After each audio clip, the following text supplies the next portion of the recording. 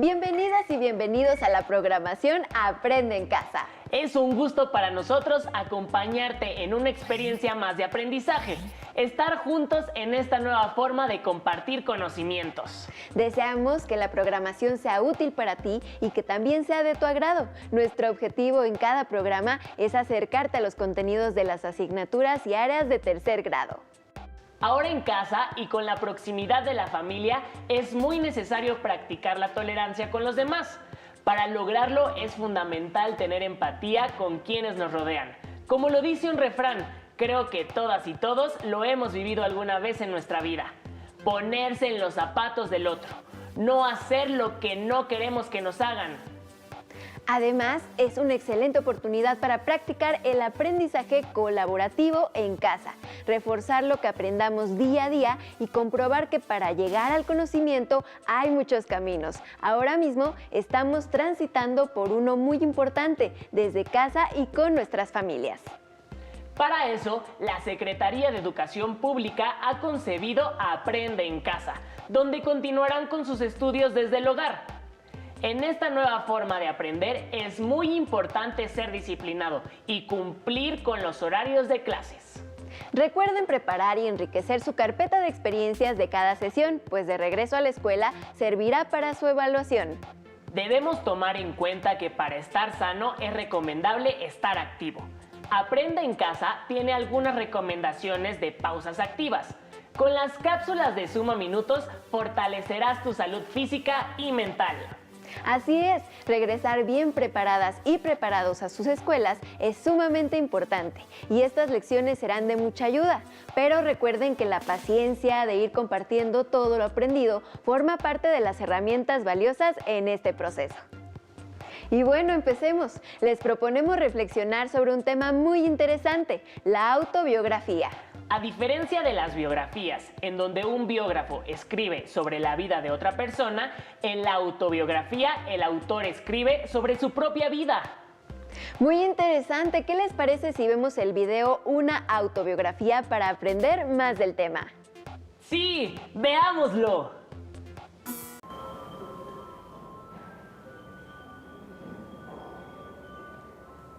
Durante el programa del día de hoy, conoceremos algunas opciones para narrar hechos o sucesos en una autobiografía. Con este propósito nos acompaña de nuevo el doctor Domínguez Hidalgo. Hola, buenos días. Hola, ¿qué tal? ¿Podrías decirnos cómo organizar la información de nuestra autobiografía? Claro que sí. La autobiografía se puede organizar de dos maneras. Una, la lineal o cronológica, y la otra por mosaico. La segunda es más nueva, diríamos. La primera se trata de que nosotros recordemos desde que éramos niños, nuestra primera infancia, nuestros 4 años, nuestros 6 años, nuestros 8, nuestros 9, nuestra entrada a la adolescencia, las aventuras de nuestra adolescencia que despierta y quizás hasta los 15 y 16 años en este sentido de los chicos que están en la escuela secundaria. La escuela nos permite ser, por ejemplo, el espacio donde los niños, donde el alumnado va a realizar su autobiografía. De tal manera que describiendo los hechos de su infancia, los espacios, los lugares donde ellos se divirtieron, las escuelas a las que han ido, el jardín de niños, sus maestras, sus compañeros, sus amistades, sus tíos buenos, sus tíos malvados, su abuelita maravillosa y la abuela moderna, o como ustedes deseen decirlo, pero siempre llevando el orden cronológico. De tal manera que va graduándose esta información que dicen su vida, nos van dando a conocer. También puede ser de atrás para adelante y de adelante para atrás. Claro, puede organizarse de 3 maneras, según el estilo narrativo. Esta de que va desde el principio se dice que es ab ovo, o sea, desde el principio. Puede ser a la mitad de la vida, por ejemplo, pueden comenzar a los 7 años y avanzar hacia los 14, y de los 14 regresarse al nacimiento. Vamos a ver un ejemplo de cómo se organiza una autobiografía cronológica o lineal. Yo nací el 18 de abril de 1995, a las 11:30, en el centro de salud. Pesé 3,500 y medí 50 centímetros. Al año empecé a caminar y empecé a hablar a los 2 años. Ingresé al kinder a los 4 años y terminé a los 6. Al mismo tiempo ingresé a la escuela ingresé a la escuela y en quinto año obtuve un diploma por mejor lugar. A los 12 años ingresé a la telesecundaria 67 y voy con buen promedio.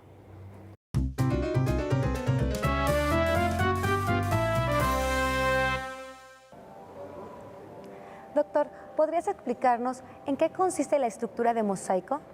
Claro.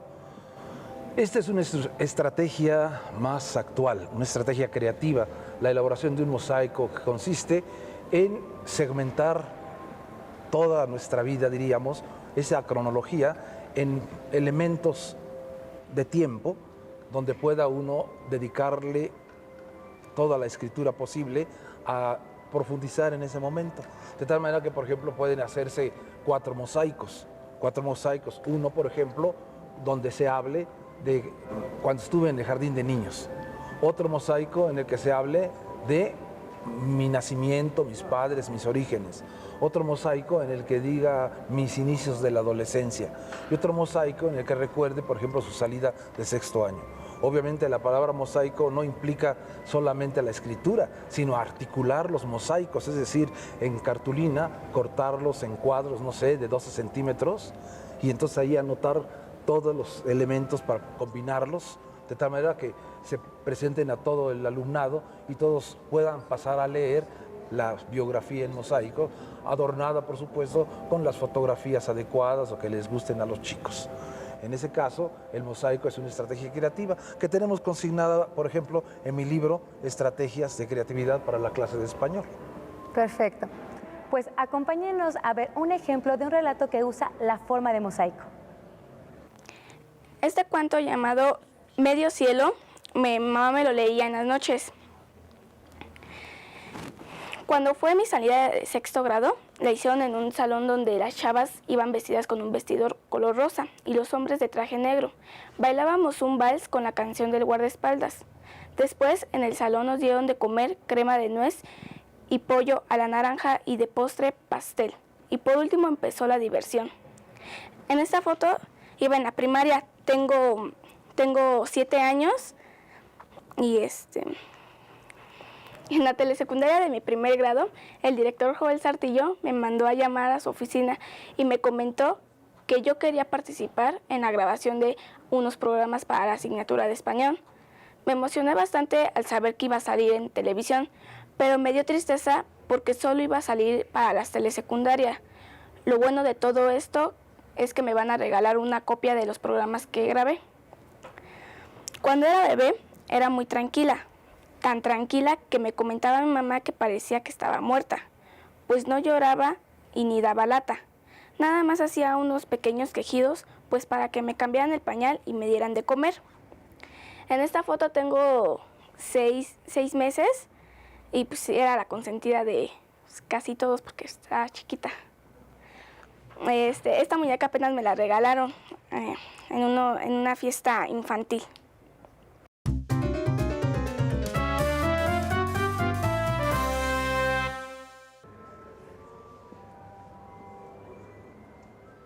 Tomando como referencia a las personas más significativas de nuestra vida, ¿cómo podemos describir nuestra biografía? Esto es muy importante si tomamos en consideración la estrategia creativa del mosaico. Por mosaicos nos puede dar un relato muy agradable, es decir, donde dediquemos un mosaico para aquellas personas que nos han causado alguna alegría o inclusive algún daño.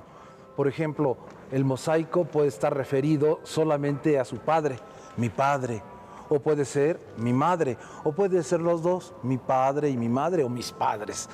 Tengo un libro que se llama Entre la bruma, que está escrito justamente así, con los afectos que van transcurriendo en la vida del autobiografiado. Así él se refiere a, por ejemplo, el texto cuando ella vivía, se refiere a su abuelita que ha muerto, y entonces son los encuentros y los recuerdos tristes del adolescente frente a su primer contacto con la realidad brutal de la muerte. Otro, por ejemplo, es cuando le pasó que por comer mucho se enfermó del estómago y se llama Ya no lo vuelvo a hacer. A veces hay referencias a sus amigos o a sus juguetes, a los animales de su preferencia, y todos estos seres que van rodeando al chico pueden ser los detonadores del relato, de tal manera que lo van haciendo más agradable, más fluido. Y cuando, por ejemplo, se termina la serie de textos que forman los mosaicos, pueden ser puestos en las paredes con la escritura de cada alumno, pero al mismo tiempo, como lo dije hace un rato, con las fotografías, las ilustraciones, los recortes y sus creaciones que ellos tengan. De tal manera que así el mundo que rodea al chico, sus padres, sus amigos, sus tíos, el tío bueno, el tío malo, la abuela consentidora o la abuela moderna, van reflejándose en el relato que van ellos haciendo. Ahora veamos un ejemplo de este tipo de relato autobiográfico. Mi abuelito me platicaba que cuando yo era bebé era muy berrinchudo y por todo lloraba. Pues si yo quería algo y no me lo daban, inmediatamente empezaba a llorar, hasta que me lo daban y rápidamente me tranquilizaba. También mi abuelita me platica que me gustaba estar todo el tiempo en el patio para estar jugando con mi carro de batería que me había regalado mi papá y estar jugando fútbol con mis primos.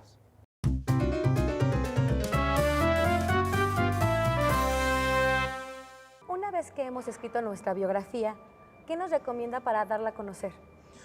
Hay muchas estrategias creativas, puedo mencionar 4, la del mini libro, la del libro colectivo, la del libro gigante o la de la gran fiesta de las autobiografías. El libro mini libro es un pequeño librito, pues, donde los chicos escriben sus autobiografías y las tienen personales con su título que ellos le creen. El libro gigante es en una cartulina, no sé, de 1 metro por 50, hacerlo espectacular con fotografías, imágenes, etc. El libro colectivo, cada uno de los alumnos imprime en fotocopia su autobiografía y se las da a cada uno de sus compañeros, de tal manera que todos tengan un libro donde están todas las autobiografías, ahí las lean y entre todos se vayan corrigiendo los errores sintácticos, ortográficos, etcétera. Y la gran fiesta de los libros, como su nombre lo indica, pues con sus pastelillos, sus taquitos, sus horchatas, hace la gran fiesta y presenta a cada uno su gran libro de autobiografías. Eso es una forma de que los chicos no solamente aprendan, sino que se sientan que han aportado a los demás socializando su trabajo. Muchas gracias, doctor. Bueno. Además de esas opciones, existen hoy en día las páginas electrónicas y los blogs, en donde podemos encontrar diversas autobiografías. Los invito a conocer más al respecto.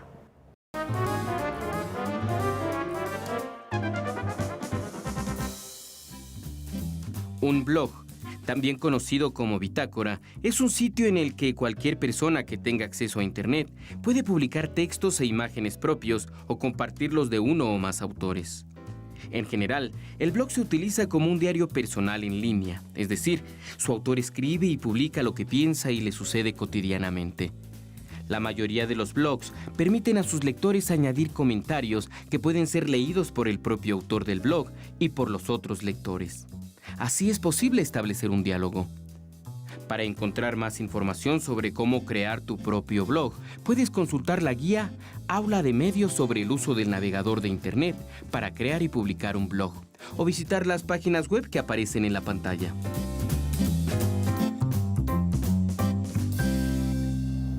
La decisión sobre qué desean contar, la manera como narrar y el medio que desean utilizar para difundirla es suyo.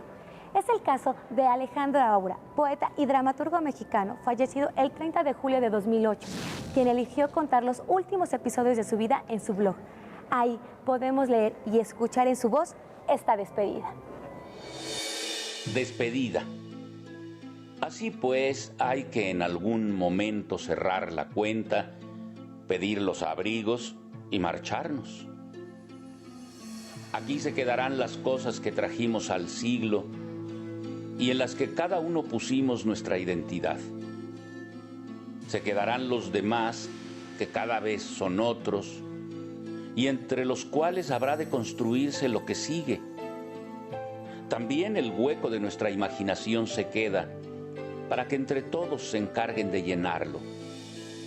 Y nos vamos a nada limpiamente, como las plantas, como los pájaros, como todo lo que está vivo un tiempo y luego sin rencor deja de estarlo. Nos vamos. Hago una caravana a las personas que estoy echando ya tanto de menos y digo adiós. Me conmovieron muchísimo las palabras de Alejandro Aura. Sí, a mí también. Además, son muy poéticas, como esas líneas en las que dice: y nos vamos a nada, limpiamente como las plantas, como los pájaros, como todo lo que está vivo un tiempo, y luego sin rencor deja de estarlo. Uy, se me volvió a enchinar la piel nada más de escucharte.